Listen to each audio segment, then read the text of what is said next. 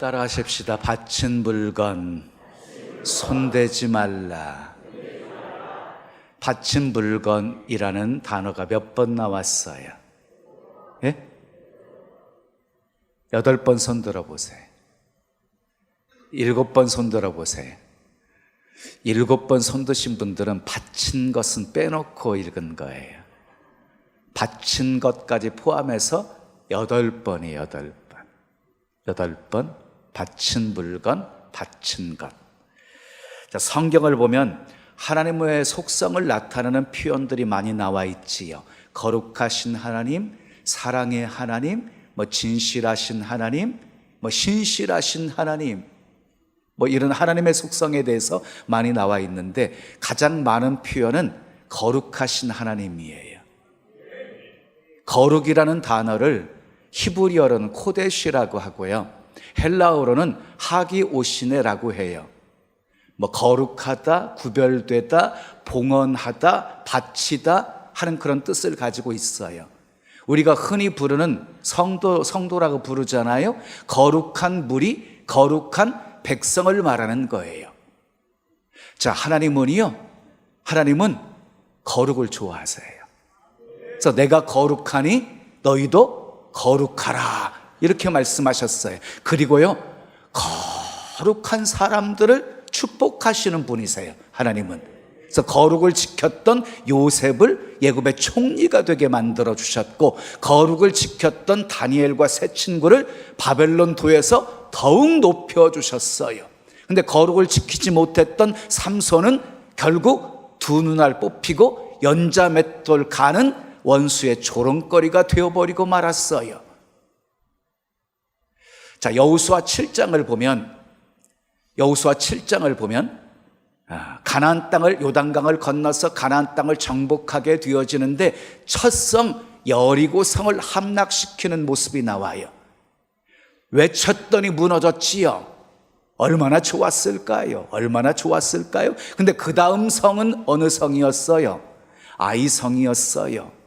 아이성은 작은 성이었어요. 정탐꾼들이 가서 보고하기를 2-3천 명만 올라가서 싸워도 충분히 이길 수 있어요 라고 보고했던 아주 작은 성이었어요. 그러나 이스라엘 백성들은 아이성과의 전투에서 36명이나 죽고 도망치게 되어져요. 참패하게 되어져요. 우리는 아이성 전투와 여리고성 전투의 차이점이 무엇인지를 발견할 수 있으셔야 돼요. 예? 자, 여리고성 전투와 그 다음에 아이성 전투의 차이점이 무엇이었을까요?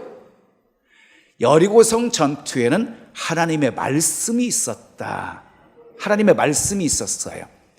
자, 하루에 한 바퀴씩 여리고성을 돌아라.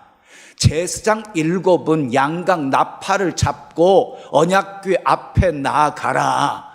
7째 날에는 7바퀴 돌고 제사장들이 나팔을 불 때 백성들은 소리쳐 외쳐라. 그러면 여리고성이 무너지리라.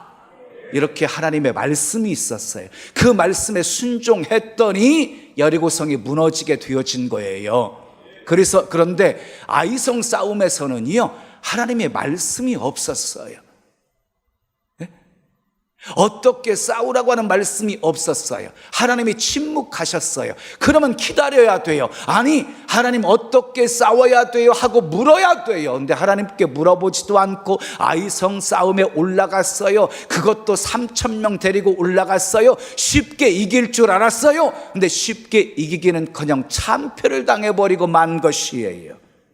5절에 보면 이스라엘 백성들의 마음이 녹아 물같이 되었더라 하고 성경은 소개하고 있습니다.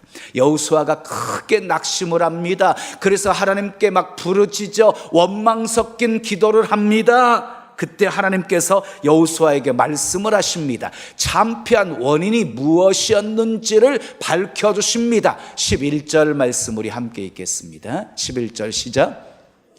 이스라엘이 범죄하여 내가 그들에게 명령한 나의 언약을 어겼으며 또한 그들이 온전히 바친 물건을 가져가고 도둑질하며 속이고 그것을 그들의 물건들 가운데 두었느니라 그랬어요. 그러니까 아이성과의 싸움에서 패한 이유가 뭐였어요? 작전을 잘못 세운 것이 아니었어요. 아이성에 있는 군사들이 탁월하고 아주 강력한 무기를 지니고 있었기 때문이 아니었어요. 아이성과의 싸움에서 참패한 이유는 무엇 때문이었어요? 범죄, 이스라엘이 범죄했기 때문이었어요. 범죄했기 때문이었다. 이렇게 성경은 밝히고 있어요. 범죄했기 때문이었다. 바친 물건을 도둑질한 자가 있었기 때문이었다. 이렇게 밝히고 있어요. 그 바친 물건을 찾아서 너희 가운데서 멸하지 않으면, 제하지 않으면 하나님이 너희와 함께 있지 않겠다라고 말씀하십니다. 12절 이어지는 말씀을 함께 읽겠습니다. 자, 하반절을 보세요. 그 온전히 바친 물건을, 거기서부터 읽으세요. 시작. 그 온전히 바친 물건을 너희 중에서 멸하지 아니하면 내가 다시는 너희와 함께 있지 아니하리라. 바친 물건을 너희 중에서 멸하지 않으면 다시는 하나님이 함께하지 않겠다고 말씀하고 있는 것이에요. 또 이어지는 13절 하반절도 보겠습니다. 너희가 그 온전히, 거기서부터 읽으세요. 시작. 너희가 그 온전히 바친 물건을 너희 가운데서 제하기까지는 내 원수들 앞에 능히 맞서지 못하리라 그랬어요. 그러니까 죄를 해결하기까지는 절대로 아이성과의 싸움에서 이길 수 없을 것이다 라고 말씀하고 있는 거예요. 여러분, 전쟁은 여호와께 속했어요. 네? 군사의 수에 많고 적음의 승패가 좌우되는 것이 아니라 하나님이 승리를 허락해 주셔야 승리할 수 있다. 아멘이지요. 하나님의 손에 달려있는 것이에요. 하나님께서 여호수아에게 제비를 뽑아서 범죄자를 색출하라고 하십니다. 그리고 뽑힌 자와 그 모든 소유를 다 불사르라고 명령을 하십니다. 그래서 다음날 아침 여호수아가 백성들을 다 소집합니다. 각 지파별로 모이겠습니다. 제비를 뽑았습니다. 유다 지파가 뽑혔습니다. 또 유다 지파들 중에서 제비를 뽑았습니다. 세라 족속이 뽑혔습니다. 또 세라 족속 중에서 제비를 뽑았습니다. 삽디가 뽑혔습니다. 삽디 가족들 중에서 제비를 뽑았습니다. 아간이 뽑혔습니다. 자, 하나님의 수사망이 계속 좁혀오면 그때 정신 바짝 차리고, 이 아간이 잘못했다고 통회하면서 회개해야 되는 거잖아요.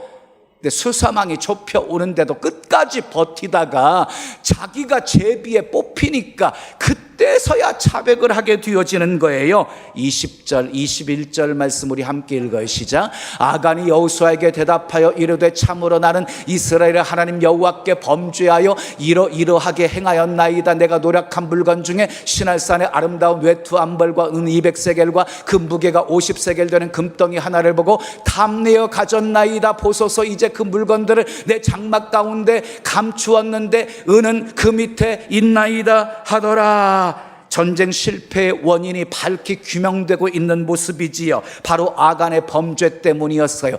탐내어 가졌나이다 이렇게 표현하고 있지요. 자, 탐심이 범죄하게 한 것이에요. 그런데 여러분, 이해가 되십니까? 아간이 훔치고 도둑질한 물건은요, 그냥 전쟁에서 빼앗은 기껏 외투 한 벌과 금과 은덩이 얼마였습니다. 그것도 적에게서 빼앗은 전리품이었습니다. 그로 인해서 전쟁에서 참패하게 되어졌고 36명의 무고한 생명들이 죽게 되었습니다. 또한 도둑질한 아간뿐만 아니라 아간에 속한 가족들, 그리고 아간에 속한 모든 가축들까지 아골 골짜기로 끌고 가서 돌로 치고 불태워서 죽입니다.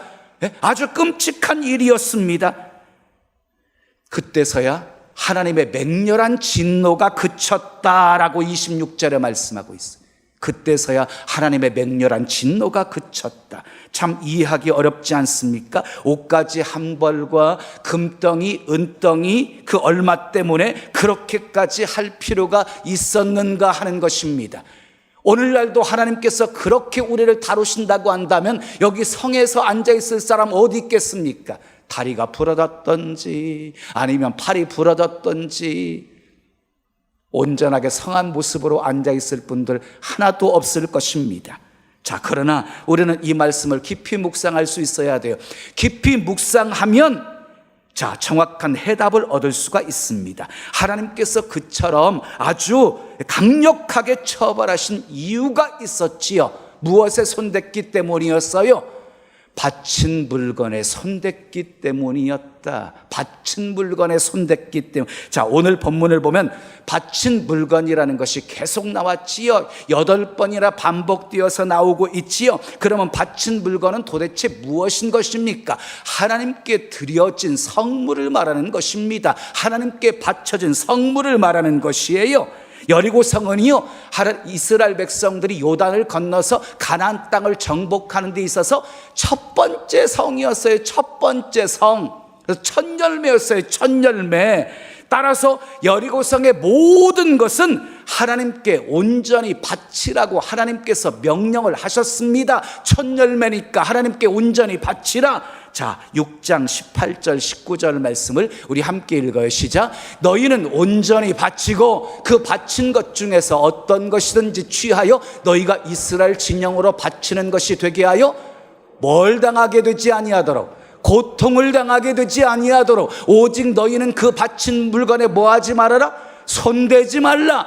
은금과 동철 기구들은 다 누구에게 구별된 것이니? 여호와께 구별된 것이니 그것을 어떻게 하래요? 여호와의 곳간에 드릴지니라 하니라 그랬어요. 바친 물건 손대지 말라고 그랬어요. 손대어서 고통당하지 말라고 하셨어요.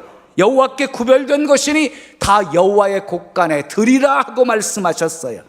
바친 물건은 성물입니다. 민수기 18장 32절에 너희는 이스라엘 자손의 성물을 더럽히지 말라, 성물을 더럽히지 말라, 그리하여야 죽지 아니하리라 이렇게 말씀하고, 성물을 더럽히지 말라, 그리하여야 죽지 아니하리라. 이 말씀을 역으로 이렇게 말하면은요, 성물을 만지면 반드시 죽는다는 말씀이에요. 성물 만지면 죽는다. 자, 민수기 4장 15절에서도 성물을 만지지 말라, 그들이 죽으리라 그랬어요. 성물을 만지면 죽는다라고 말씀하셨어요. 여러분, 다윗이 왕이 딱 되어져서 왕이 된 후에 가장 먼저 행한 일이 무엇이었습니까? 법궤 운반하는 것이었어요. 기랏 여아림에 있는 그 법궤를 운반하기 위해서, 운반하기 위해서 취했던 방법이 블레셋 사람의 방법을 취했던 거예요. 블레셋 사람의 방법을 취해서 수레에 싣고 옮기다가 소가 뛰니까 법궤가 떨어지려고 하잖아요. 그 순간 떨어지지 않게끔 우사가 잡았어요. 인간적으로 잘한 거잖아요. 그런데 즉사에서 죽어요. 왜? 성물 만져서 더럽힌 거예요. 성물 만지면 죽는다고 그랬잖아요. 그래서 죽은 거예요. 만져서 죽은 거란 말이에요. 여러분, 무엇이 선이에요? 자기 좋을 대로 행하는 건 악이에요. 인간적으로 좋아 보이는 것도 악이에요. 하나님의 말씀대로 살아야 선인 거예요. 법궤 운반하는 방법은 어떻게 해야 돼요? 고앗 자손들이 어깨에 메고 운반해야 되는 거예요. 이게 하나님의 방법이에요. 법궤 운반의 방법.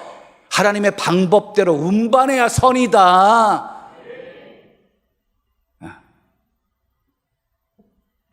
자, 여러분들이 잘 아는 다니엘서 5장에 보면 느부갓네살 왕의 아들이 있었어요. 벨사살 왕이었거든요. 근데 느부갓네살 왕 때 예루살렘에서 빼앗아온 성전 기명이 있었는데 잔치를 막 베풀고 나서요, 무르익으니까 그 예루살렘에서 빼앗아온 성전 기명을 가져다가 술 따라서 마셔요. 술 따라서. 그러니까 갑자기 벽에 손가락 하나가 나타나더니 메네 데겔 우바르신, 왕이 하나님의 저울에 달려 부족함이 배었다. 그래서 왕의 시대가 끝났다.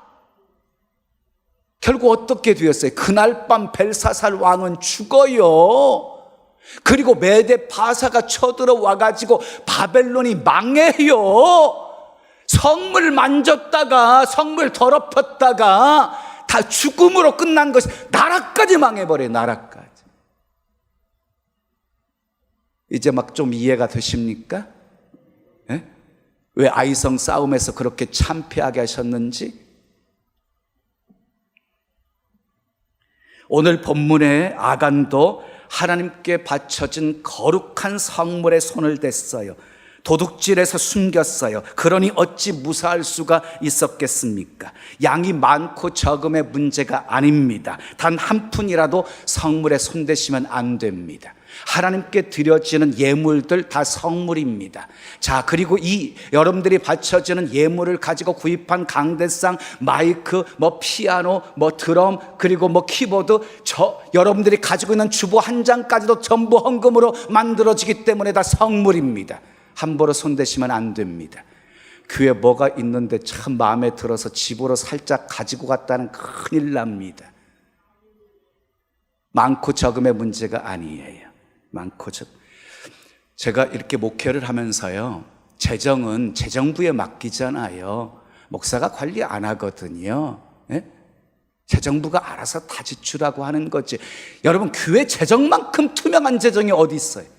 예? 그런데 아내가 11조 갖다 바치면 네가 목사 먹이고 살리냐? 주야.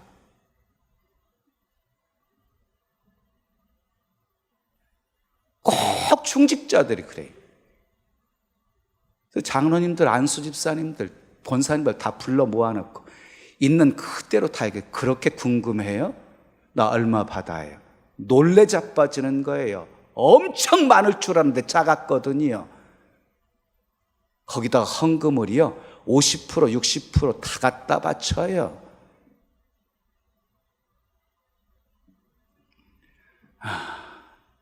자, 얘기 나왔으니까 이게 하라고 주님이 감동하시나 봐요. 저희 교회요 얼마 전에 교육관 건축했어요. 1월 달에 그 준공이 떨어졌어요.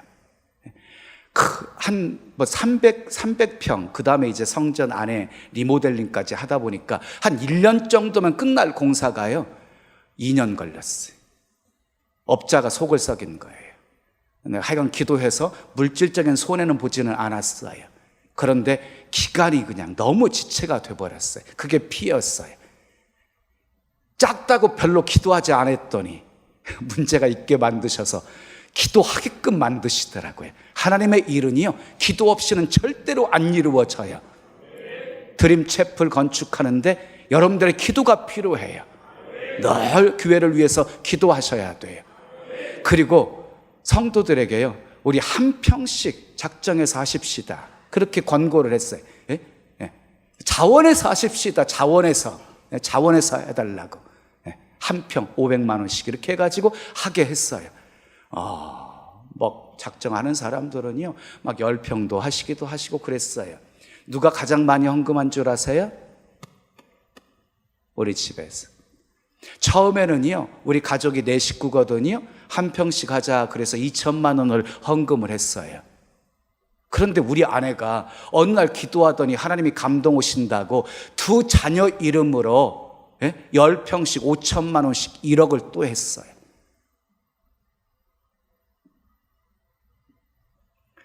제가 무슨 얘기 하려냐면요 제 아내가 헌금하는 데는 인색하지가 않아요. 감동 오면 해버려요. 그러니까요 제가 그랬잖아요. 우리는 마음만 먹어도 생긴다고. 마음만 생각만 해도 하나님이 다 응답해 주신다고. 네? 하나님이요 물질 심었더니요 물질의 축복을 주시는데 작년 12월 27일 날 백석대 아시지요? 천안에 있는 백석대, 그리고 서울에도 백석대가 있거든요. 백석학원이 자그마치 학생이 3만 명이에요. 3만 명. 근데 거기 설립자이고 총장님이신 그 박사님이 저를 오라고 불러요.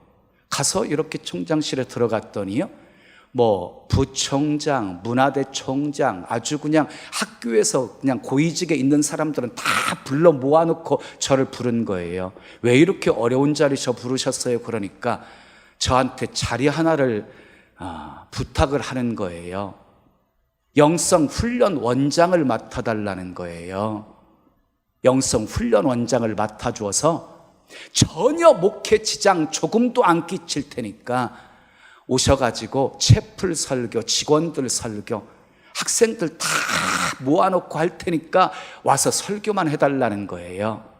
그래서 저는 강의도 안 맡고요. 강의 맡으면은 시간이 메어버리거든요. 저는 그렇게 못해요라고 말했더니 전혀 시간 메이지 않고 되는 시간 맞춰가지고 오셔서 설교만 하면 된다고 조교수, 부교수 뛰어넘어서 정교수 대접을 해주겠다고. 그래서 제가 임명받았잖아요. 배 아파서 별로 주야. 남 잘 될 때 함께 기뻐해 주면 여러분들 안에도 좋은 일 생겨요. 공짜가 없다. 심으면 풍성한 열매 거두게 하신다. 또 언제 또 건축할 수 있는 기회가 또 올지 모른다. 마지막 기회라고 생각하시고 우리 한 평씩, 아멘, 우리 모두가 함께하면 금방 건축되어지는 거지요. 빛 없이도 건축되어지는 거지요. 아멘 하십시오. 재정부원들이요 사고를 많이 쳤어요. 시간이 너무 많이 가버렸어요. 주야, 또 넘어가야겠어. 주야. 자, 제가 다른 얘기 하면 안 되는데 이렇게. 그러면 이제 하나님의 것으로 구별된 성물은 무엇인가를 여러분들에게 말씀드릴게요. 무엇이 성물일까요? 첫째 따라 합시다. 바치기로 약속한 것. 바치기로 약속한 거예요. 자, 성경에 보면은요, 자, 여러분 신명기 23장 21절 한 절만 봐요. 한 절만 시작. 내 하나님 여호와께 서원하거든 갚기를 어떻게 하지 말라? 더디하지 말라. 내 하나님 여호와께서 반드시 그것을 내게 요구하시리니 더디면 그것이 내가 죄가 될. 서원한 것 지키라는 거예요. 더디게 하지 말래요. 더디면 죄가 될 거래요. 많은 또 말씀 있지만 다 생략. 자, 서원한 것 바친 물건이에요. 이게 이미 하나님께 드리기로 서원한 것 바친 물건이다. 두 번째, 거룩한 주일이에요. 거룩한 주일. 장세로부터 하나님이 거룩한 날을 정하시고 복 주시기로 작정하신 날이 7일에 7일 중에 하루 안식일이었지요. 창세기 2장 3절 말씀 보세요. 시작. 하나님이 그 일곱째 날을 복되게 하사 거룩하게 하셨으니 이는 하나님이 그 창조하시며 만드시던 모든 일을 마치시고 그날에 안식하셨음이니라 그랬어요. 그래서 안식일은 거룩하게 구별된 날이었지요. 근데 우리는 지금 안식일 지키지 않고 주일을 지키지요. 왜 주일을 지키는 것입니까? 예수 그리스도가 참된 안식이기 때문이지요. 예수 그리스도가 실체이기 때문이지요. 그래서 그림자를 쫓지 않는 것이지요. 예수님이 부활하시고 우리에게 영원한 생명을 주신 날도 주일이었고, 그리고 성령이 강림하여서 교회가 시작된 것도 주일이었고, 그래서 예수님이 부활하신 후 수세기 동안 성도들은 주일날 모여서 성만찬 예식을 드리면서 하나님께 예배를 드렸던 것입니다. 그러나 주일을 거룩한 날로 지키는 이 정신은요, 안식일이나 똑같다. 여러분, 주일 손대지 마십시오. 주일 범하지 마십시오. 주일 거룩하게 지키십시오. 이사야 58장 13절 이하에 주일을 거룩하게 지키면 존귀하게 여기시고 즐거움을 얻게 하시고 높여주시고 부요하게 해주시겠다고 약속하셨습니다. 주일은 구별된 날입니다. 주의 날입니다. 주일을 거룩하게 지킵시다. 세 번째 따라 합시다. 열의 하나인 11조입니다. 레위기 27장 30절 말씀 읽겠습니다. 시작. 그 땅의 10분의 1 곧 그 땅의 곡식이나 나무의 열매는 그 10분의 1은 누구의 것이래요? 그 10분의 1은 여호와의 것이니 여호와의 성물이래요. 성물. 11조는 여호와의 것이에요. 여호와의 성물이다, 이렇게 말씀하고 있는 것이에요. 근데 많은 사람들이 오해하는 것이 있지요. 이 11조를 율법이라고 치부하는 거예요. 여러분, 11조는 율법이 주어지기 전부터 있었던 것이 11조예요. 그러므로 11조를 율법으로 단정 지어서 말하면 안 되는 것이에요. 중요한 것은요, 11조에 대해서 예수님이 어떻게 말씀하시고자 하는 것, 말씀하고 계시느냐가 중요한 거죠. 우리 주님이 하라고 하셨으면 해야지요. 우리 주님이 하라고 하셨으면 해야지요. 자, 마태복음 22장 21절 읽어요. 시작. 이르되 가이사의 것이니이다. 이에 이르시되 그런즉 가이사의 것은 가이사에게, 하나님의 것은 하나님께 바치라. 가이사의 것은 뭐예요? 세금이에요. 세금 바치라는 거예요. 하나님의 것은 뭐라고 그랬어요? 앞에서 11조라고 그랬잖아요. 하나님의 것, 하나님의 성물이 11조라고 그랬잖아요. 그 11조는 하나님께 바치라. 분명히 세금도 바치고 11조도 바치라고 예수님이 말씀하셨잖아요. 또 마태복음 23장 23절 읽어요. 시작. 화 있을진저 외식하는 서기관들과 바리새인들이여, 너희가 박하와 회양과 근처의 11조는 들이되 율법에 더 중한 바 정의와 긍휼과 믿음은 버렸도다. 그러나 이것도 행하고 저것도 버리지 말아야 할지니라. 11조도 행하고 정의와 긍휼과 믿음도 버리지 말지어다. 이렇게 두 가지 한꺼번에 다 하라고 주님 말씀한, 11조 하라고 하셨어요? 하지 말라고 하셨어요? 예수님이 11조 하라고 그랬잖아요. 그래서 무슨 이유가 많아요. 예수님이 하라고 했으면 아멘하고 순종해야 되는 것이지. 아멘. 우리 중등부 11조 하시는 분 손 들어봐요. 맞네. 아주 교육을 잘 시키고 계시는구나. 자, 우리 주일학교 때부터 11조 훈련시키셔야 돼요. 그게 복받게 하는 비결이에요. 11조 구별하지 못하면 절대로 물질적인 축복은 없어요. 물질적인 축복 없어요. 자, 여러분, 제가 이제 마무리해야 되는데, 주야. 자, 그러면 마지막으로 하나 더 해야 돼요. 자, 그러면 우리가 어떻게 살아야 되는가를 보겠어요? 여호수아 8장 1절 2절 말씀 읽어보세요. 시작. 여호와께서 여호수아에게 이르시되 두려워하지 말라, 놀라지 말라. 군사를 다 거느리고 일어나 아이로 올라가 보라. 내가 아이 왕과 그의 백성과 그의 성읍과 그의 땅을 다 내 손에 넘겨주었으니 너는 여리고와 그 왕에게 행한 것 같이 아이와 그 왕에게 행하되, 오직 거기서 탈취한 물건과 가축은 스스로 가지라. 어떻게 스스로 가지라. 너는 이 아이성 뒤에 복병을 둘지니라 하시니라. 하나님의 말씀이 임하지요. 네 손에 붙였다. 그래서 아이성과 싸워서 이기지요. 그리고 탈취한 모든 물건과 가축은 어떻게 하라고 그랬어요? 스스로 가지라고 그랬어요. 여리고 성만 가나안 땅 정복하는데 첫 성 첫 열매였으니까 하나님의 곳간에 드리라, 하나님 것이다 라고 구별했는데, 그 다음에 성들을 정복할 때는 탈취물들 다 너희가 가지라라고 말씀했어요. 그러니까 여러분, 우리가 해야 될 일은요, 하나님 것 구별하고 하는 것은 손대지 말아야 되고, 아멘. 손대면 안 되고, 하나님께서 스스로 가지라고 하는 것은 우리가 누리면 된다. 아멘이지요. 여러분, 말씀에 순종하면 가난한 자 없을 것이라고 그랬고요, 말씀에 순종하면 이른 비와 늦은 비를 적당한 때에 내리셔서 풍성한 열매를 거두게 하시고 배불리 먹게 하시겠다고 우리 주님이 약속하고 계십니다.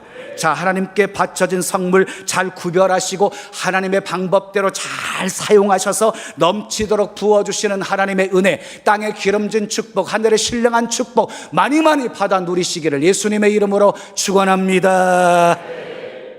제가 마지막 간증 하나 할게요. 한 달, 1년, 작년에 있었던 일이네요. 몇 개월 전인데요. 작년에 옛날 우리 교회 출신, 옛날 교회가 성광중앙교회였거든요. 옛날 성광중앙교회였을 때 학생 때 이렇게 신앙생활했던 한 자매가 서울 연희동 쪽에 사는데 100만 원을 가지고 온 거예요. 나 없으니까 그냥 헌금으로 드리고 갔어요. 그리고 나중에 메일로 왔어요. 메일로. 왜 100만 원을 이렇게 드리고 갔는지를 제가 이름만 빼놓고 읽어드릴게요. 목사님 안녕하세요. 성광중앙교회 다녔던 누구입니다. 바로 메일을 드렸어야 하는데 갑자기 몸살이 나서 늦어졌습니다. 죄송합니다. 저는 새 아이의 엄마로 신앙 좋은 남편과 신촌에 있는 아연 장로교회를 섬기고 있습니다. 갑자기 연락드려서 너무 부끄럽고 죄송합니다. 어떻게 시작을 해야 할지 용기를 내 적어봅니다. 제가 고등학교 때 몇 학년인지는 기억은 안 나지만 회계를 맡았고 선생님께서 학생의 회비를 저에게 맡기셔서 제가 잠깐 관리했었습니다. 어느 날 친구들과 떡볶이를 사 먹었는데 돈이 모자라서 회비를 꺼내서 썼습니다. 나중에 채워 넣으면 된다고 생각으로 아무 생각 없이 손을 댔습니다. 그 후로도 겁없이 여러 차례 떡볶이, 라면, 오뎅, 튀김, 아이스크림 등을 사 먹었던 것 같습니다. 그러다 전도사님께서 제가 회비를 관리하는 것을 아시고 회비는 학생이 관리하면 안 된다고 하셨고 저는 장부 정리해서 드리기로 했습니다. 수입에서 지출을 뺀 차액이 제가 쓴 돈이니까 그 돈만 채워 넣으면 된다고 생각했는데 집에 가서 보니 수입과 지출을 적어 놓은 메모지 토지와 영수증이 없어졌습니다. 수입과 지출이 몇 개 되지 않아 기억나는 대로 적었고 차액을 내보니 차액이 만 몇천 원 정도 나왔습니다. 순간 다 사먹은 것 같은 생각이 들었습니다만 아무리 생각해도 수입과 지출 내용이 생각나지가 않았습니다. 당시 두려운 생각이 들었지만 전도사님께 이 사실을 말씀드리는 것이 더 두려웠습니다. 결국 만 몇천 원만 채워서 남은 회비를 전도사님께 드렸습니다. 이 사건 후 지금까지 어쩔 때는 며칠씩 어쩔 때는 몇 년에 한 번씩 이 일이 생각났고 그때마다 회개를 해보았지만 말끔해지지가 않았습니다. 그러다가 3월 9일 성경 공부 모임에서 이 얘기를 처음으로 고백을 했고 어떻게 회개하는지 왜 자꾸 생각나고 괴로운지 물어보았습니다. 여러 가지 얘기를 해주셨지만 저는 너무 막연하고 어려웠습니다. 그러던 중 12월 화요일 70대 할머니가 담임 목사님을 찾아오셔서 100만 원이 든 봉투와 편지를 드리고 뛰어나가신 일이 있었고 17일 주일 설교 시간에 할머니 편지 내용과 삭개오의 회개한 내용을 자세히 말씀해 주셨습니다. 편지 내용은 할머니가 10살 때 동네 친구 집에서 성경책 속에 있는 돈을 2차례 가지고 나와서 동생과 과자 사 먹은 일이 1년 전에 갑자기 생각나셨다고 합니다. 그래서 그 당시 그분들이 다녔던 교회에 그분들이 드리려 한 헌금을 다시 드려야 한다고 생각하셨다고 합니다. 주일 설교를 듣고 저도 용기를 내보기로 마음먹고 바로 남편에게 고백했고 허락을 받고 100만 원을 준비했습니다. 하지만 목사님, 성함을 인터넷에 검색해보니 너무 크게 느껴져서 용기가 안 났습니다. 20여 년 만에 갑자기 너무 무례한 것은 아닌가, 어떻게 말씀드리지? 그렇게 며칠을 끙끙거리다가 더 이상 늦어지면 안 될 것 같아서 아이들을 학교에 등교시키고 무작정 찾아갔습니다. 불쾌하셨다면 용서해 주세요. 지금 생각해보면 목사님을 뵙는 게 목적이 아니라 말씀을 실천하고 싶은 마음이 간절했던 것 같습니다. 저의 어린 시절의 죄를 하나님과 목사님께 고백합니다. 얼마인지 정확히 기억은 안 나지만 헌금에 손댄 것 정말 잘못했습니다. 너무 늦었지만 하나님 것을 다시 돌려드립니다. 제 인생에서 가장 힘들었던 어린 시절, 성광중앙교회는 따뜻했고 다시 생각해도 따뜻했습니다. 감사합니다.